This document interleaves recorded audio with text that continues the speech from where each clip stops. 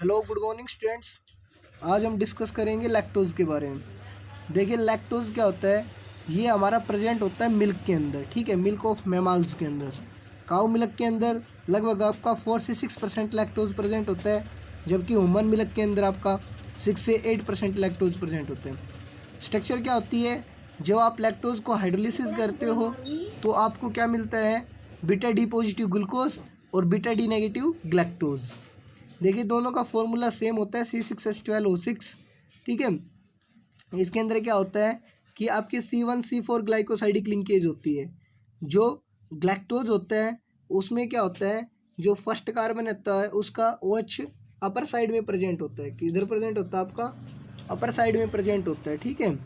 तो देखिए कि आपकी लिंकेज C1C4 होगी तो ग्लूकोज का तो आपका कौन सा यूज होगा, C4 कार्बन एटम होएगा और ग्लैक्टोज का C1 वाला, और वाटर मॉलिक्यूल का क्या हो जाएगा, रिमूवल, और आपके क्या बन जाएगी, C1C4 ग्लाइकोसाइडिक लिंकेज बन जाएगी यहाँ पे, ठीक है।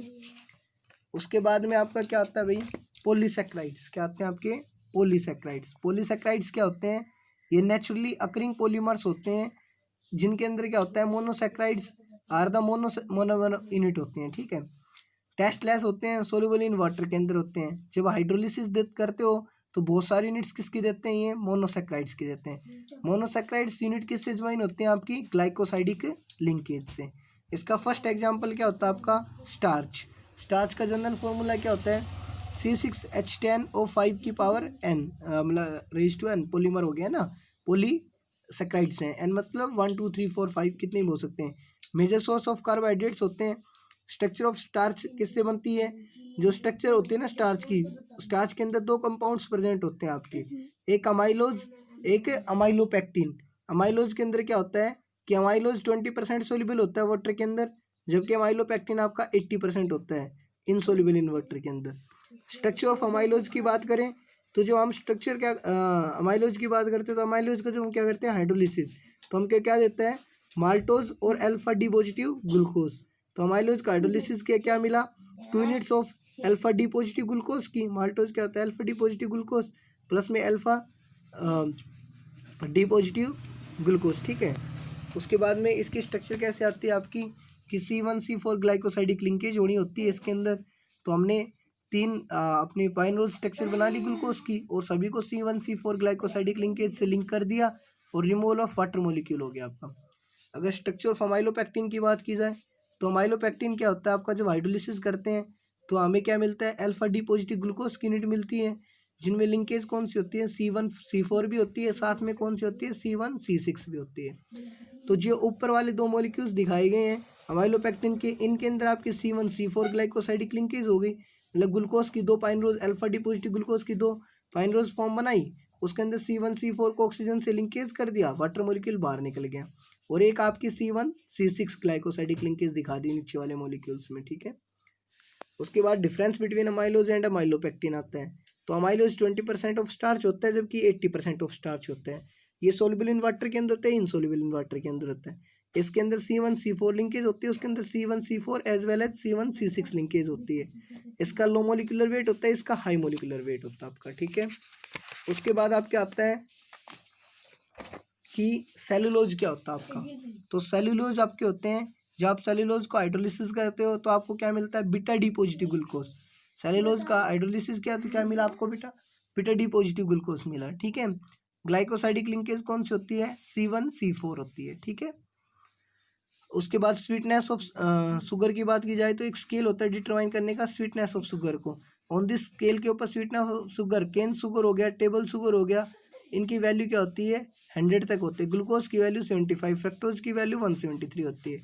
इन्वर्ट शुगर क्या होता है, देखिए देखिए इन्वर्ट शुगर क्या होता है, जैसे कि आपका जो शुगर होता है, स्क्रोच होता है C12H22O11, इसका जब हाइड्रोलिसिस करते हो तो आपको क्या मिलता है, ग्लूकोज प्लस फ्रक्टोज मिलता है, ठीक है। तो अल्फा जो ग्लूकोज होता है उसका स्पेसिफिक रोटेशन 52.5 डिग्री होता है, और इसका -92.5 डिग्री होता है। तो स्क्रोच क्या होता है आपका, डेक्स्ट्रो रोटेटरी होता है, लेकिन but the resultant solution after hydrolysis क्या हो जाता है, लिवो रोटेटरी हो जाता है। तो इसके अंदर क्या हुआ, there is a inversion of sign of optical rotation. मतलब कि क्या हो गया, कहने का मतलब ये है कि जब ये क्या था आपका स्क्रोच के अंदर था तो ये डेक्स्ट्रो रोटेटरी था, लाइट को प्लेन पोलर लाइट को राइट डायरेक्शन के अंदर रोटेट करता था। लेकिन जब ये हाइड्रोलिसिस हुआ तो ये कैसा बन जाता है, लियो रोटेटरी बन जाता है, मतलब लाइट को लेफ्ट डायरेक्शन में रोटेट करते हैं। तो इसका मतलब क्या हो गया कि आपकी डायरेक्शन बदल गई ना, लेफ्ट से राइट या राइट से लेफ्ट की तरफ। तो इन्वर्जन ऑफ किसका आया, साइन ऑफ ऑप्टिकल रोटेशन का, inversion of sign of optical rotation हो गया ना। तो इसी को हम क्या कहते हैं, इन्वर्जन रिएक्शन कहते हैं, और इसी को क्या बोलते हैं, इन्वर्ट शुगर बोलते हैं। ठीक है, उसके बाद में आते हैं आपके प्रोटीन्स। तो प्रोटीन्स क्या होते हैं, देखिए भैया, प्रोटीन्स होते हैं आपके, ये डिस्कवर किए गए थे किसके द्वारा, ब्रजीलियस के द्वारा। और इनको पहले क्या, और ये सबसे पहले ब्रजीलियस के द्वारा डिस्कवर किए गए थे, और एक इम्पोर्टेंट रोल प्ले करते हैं in the structure of metabolism and biological cells के अंदर। There are the vital chemical substances essential for growth and maintenance of life के लिए। Animal cell is made up of protein. तो chemical इसके अंदर composition of protein की बात करते हैं ना, तो proteins made up of carbon, hydrogen and oxygen. Proteins किन से मिलके बनते हैं, आपके कार्बन से, हाइड्रोजन से और ऑक्सीजन से मिलके बनते हैं। कुछ प्रोटीन्स के अंदर आपका सल्फर, फॉस्फोरस और आयोडीन भी प्रेजेंट होता है। जब प्रोटीन्स का हाइड्रोलिसिस किया जाता है तो जो पेप्टाइड्स होते हैं और अल्टीमेटली क्या फॉर्म होते हैं, आपके अमीनो एसिड्स। मतलब प्रोटीन का हाइड्रोलिसिस करोगे तो सबसे पहले क्या मिलेंगे, पेप्टाइड्स। फिर पेप्टाइड्स का हाइड्रोलिसिस करोगे तो तुरंत क्या मिल जाएंगे, अल्फा अमीनो एसिड्स मिल जाएंगे। ठीक है, अल्फा अमीनो एसिड क्या होता है, general structure alpha amino acid की होती है कि एक आपका कार्बन होता है, उसके अंदर एक आपकी अल्काइल ग्रुप से साइड चेन जुड़ी होती है, एक उसके अंदर COOH carboxylic acid group present होता है, एक अमीनो ग्रुप प्रेजेंट होता है, और वैलेंसी पूरी करने के लिए एक हाइड्रोजन लगाते हैं। तो एक अल्फा अमीनो एसिड क्या क्या कंटेन करता है, एक अमीनो ग्रुप करता है, एक कार्बोक्सिलिक एसिड ग्रुप करता है। ये फॉर्म्ड होते हैं आपके हाइड्रोलिसिस ऑफ प्रोटीन से।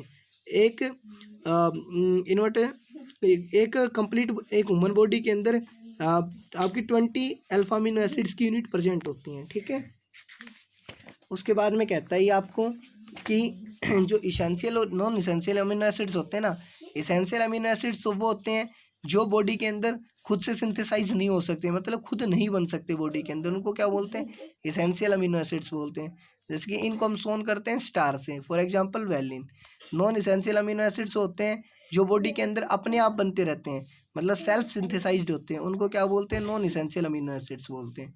Nomenclature of alpha amino acids की बात की जाए तो अमीनो एसिड का आप नोमेनक्लेचर कैसे करोगे, इसका नॉर्मली क्या कंटेंट्स रखते हैं, फर्स्ट 3 लेटर्स ऑफ कॉमन होते हैं, एक तो अलानाइन, एक वैलिन, एक ल्यूसिन।